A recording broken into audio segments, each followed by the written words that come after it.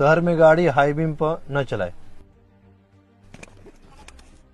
गाड़ी में बैठते ही सीट बेल्ट लगाएं।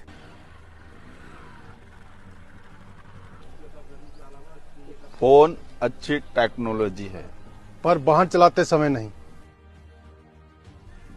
स्पीड लिमिट तोड़ोगे, लाइफ और चालान दोनों कटेगा। टू व्हीलर चलाते समय हमेशा हेलमेट पहनिए, नहीं तो तुम्हारे फोटो को माला पहननी पड़ेगी। याद रखें आपका हेलमेट ISI मार्क का हो। हेलमेट का स्ट्रैप हमेशा लगाकर चलें। शराब पीकर वाहन चलाने की कोशिश भी न करें। ABCD सीखी और उसी प्रकार रोड पर चलने के लिए ट्रैफिक साइन भी सीखें। RC, इंश्योरेंस, पोल्यूशन, DL सब अपडेट रखे, नहीं तो चालान कटेगा। अगर हम दिखाए हुए ये ट्रैफिक रूल्स फॉलो करें तो हम जानें बचा सकते हैं।